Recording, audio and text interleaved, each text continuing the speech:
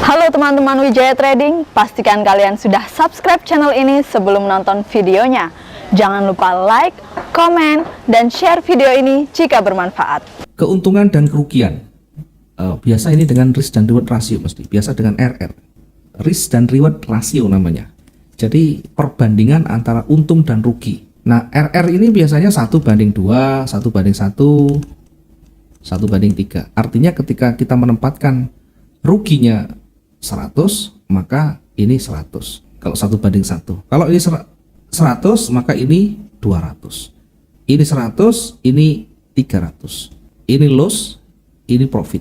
Nah, yang ditanyakan kalau misalkan batasan resiko kita 500, apakah targetnya sama? Maka kembali ke tipe trading yang kita ambil.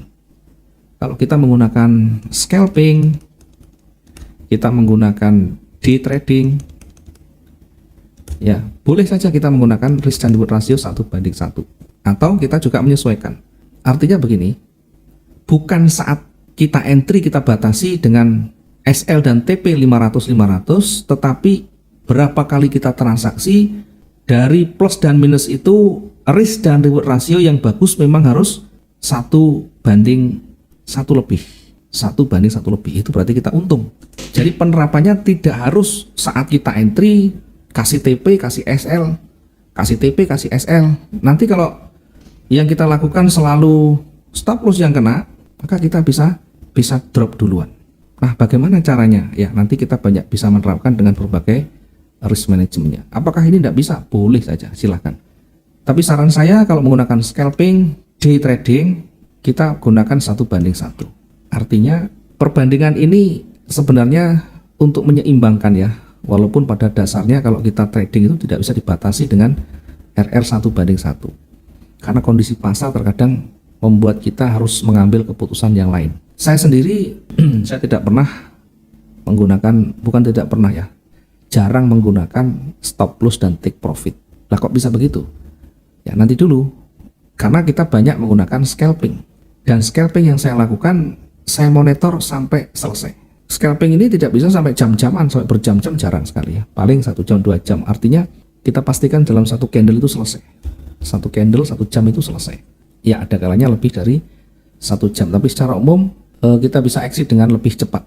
Seandainya kita belum memahaminya, seandainya teman-teman masih pemula ya, dan belum memahami penerapannya, maka boleh saja ya kita tetapkan TP dan SL-nya untuk mencegah kerugian yang berlebih. Karena kebanyakan kalau belum tahu stylenya, kalau belum tahu ritmenya ibaratnya ya, kadang menganggap sepele. Jadi begitu entry, kita terkadang ke belakang, ada acara ini, ada acara itu, dan sebagainya. Menganggap marketnya seperti yang kita lihat saat itu. Tidak tahu begitu kita lepas sebentar saja, marketnya bisa goncang, bisa bergerak dengan cepat. Dan kita lihat, harganya sudah jauh meninggalkan entry kita. Maka kembali ke style kita. Kalau kita bisa monitor ya, pastikan kita tahu kapan saya harus tutup, kapan saya harus ambil untungnya, kapan harus saya rugikan, kapan saya lakukan recovery yang lain misalnya.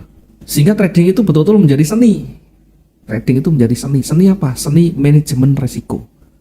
Kalau kita hanya berpacu dengan analisa, kita fokus di analisa terus. Yang terjadi apa? Ketika analisa kita salah, kita bisa kacau nanti ya. Tidak bisa cara menyelesaikan. Lah kan ada SL dan TP.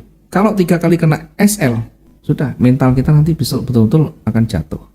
Lah kan kalau sudah kena semuanya sudah berhenti. Ya oke, itu secara teori begitu bisa. Kalau 3-3-nya kena, artinya 3-3 kena itu SL yang selalu kena terus itu artinya bagi saya kalah sebelum bertanding. Ya karena tersentuh tadi. Nah, bagaimana caranya? Kalau kita di trading harian, kalau kita menggunakan scalping ya kita bisa lakukan penambahan transaksi, kita bisa melakukan pengurangan dan sebagainya. Intinya ada upaya untuk meminimalisir kerugian. Ya, kecuali memang kita menggunakan swing. Nah, swing pun bisa saja kita recovery dalam perjalanannya, kita bisa tambahkan kalau ada peluang, ada potensi di situ. Jadi jangan hanya mengandalkan SL dan TP. SL dan TP ini memang bagian dari money management. Tetapi ini tidak wajib. Tidak wajib harus dengan disetting begini. Kembali lagi kepada style kita ya. Kalau kita bisa monitor, kalau kita bisa tahu kapan harus di close, kapan harus ditahan, ya tidak masalah. Nah, kenapa banyak digembar-gemborkan SL dan TP? Ini tentu bagi teman-teman yang belum banyak pengalaman ya, belum punya banyak pengetahuan di sana ya, belum cukup matang lah menghadapi kondisi pasar. Stylenya juga belum sesuai ya. Tadi seperti yang saya sampaikan ya. Kalau kita menggunakan day trading yang kita tidak bisa monitor ya tidak masalah, kita tempatkan. Itu pun tidak selalu harus tersentuh. Kalau kita misalkan di SL marketnya masih jauh, kemudian ketika ini bergeraknya sudah mulai kuat di sana, bisa saja kita di close manual di sini. Tidak selalu harus menunggu stop loss itu terjemput, sehingga kita lebih aktif di sana. Oke, berikutnya masih dari Mas Viko ini ya. Scalping bagus buat full time trading dan set SL dan TP kurang cocok untuk scalper. Iya, kalau saya kurang cocok dengan TP dan SL di posisi scalping. Diingat, scalping ini hanya memanfaatkan koreksi-koreksi kecil, entry dengan cepat, exit dengan cepat. Target kita kecil. Kalau kita batasi dengan resikonya terlalu kecil, kena sentuh, banyak kena sentuhnya nantinya. Kita lanjut dulu di manajemen resiko tadi ya. Kita masuk di selanjutnya ya. Tadi masih berkaitan dengan resiko. Kembali saya ulang, ada prosentase, ada pips, ada support resisten, ada wilayah support resisten. Tadi yang saya contohkan, misalnya. Jadi tidak harus menggunakan persentase, tidak harus menggunakan pips, tidak harus kita batasi dengan angka-angka itu. Kita bisa lihat kondisi marketnya dan area support resistennya. Ya, misalnya begini. Oke, saya coba lihat yang di sini ya. Misalkan begini. Kondisi pasarnya datar. Oke, ini kita lihat kondisi pasarnya datar. Kemudian marketnya mulai bergerak naik. Ya, mulai bergerak naik. Ini artinya kecenderungan sudah mulai naik. Hijau, hijau, hijau. Dan sudah mendekati puncaknya. Sempat breakout tapi gagal. Tetapi secara umum didominasi oleh buyer. Ini masih bergerak naik. Di candle berikutnya saya ambil posisi buy di situ. Saya ambil posisi buy di situ. Nah, di mana kita batasi resikonya? Bisa kita batasi di level di bawahnya. Di sini ada sumbu, kita taruh di bawahnya. Kita bisa taruh di bawah sini. Di bawah sumbunya. Ya kira-kira tetap kira-kira di kisaran 500-an ya. 500-an itu kira-kira ya. Nah, 500 600. Ini masih wajar. Batasan resikonya masih wajar. Pips ini kita batasi antara 500 sampai 700.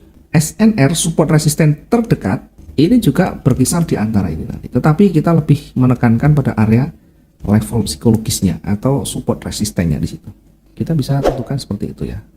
Bisa dengan persentase, bisa dengan pips ya, bisa dengan support resisten terdekat. Yang penting tidak terlalu jauh. Jadi kalau kita hitung begini. Kita ambil posisi buy, kemudian resikonya kita taruh di bawah sini misalnya. Ini terlalu jauh, kalau harian terlalu jauh. Dengan memperhatikan pergerakan harian ini terlalu jauh. Ya paling maksimum itu di sumbu bawah sini. Turunkan sedikit boleh. Ya, boleh seperti ini masih bisa. Dan potensinya sehingga yang menjadi fokus utama atau harapan utama kita bukan stop loss ini tersentuh, tapi target profitnya. Sementara stop loss ini adalah melindungi modal besar kita, melindungi modal kita supaya tidak terlalu jauh kena rugi. Nah, terlalu jauh itu berapa ya? Biasanya kita batasi di kisaran 1000-an ya. Ya, 1000-an nih rata-rata begitu ya. Kalau sudah di atas 2000, di atas 3000 sulit kembali.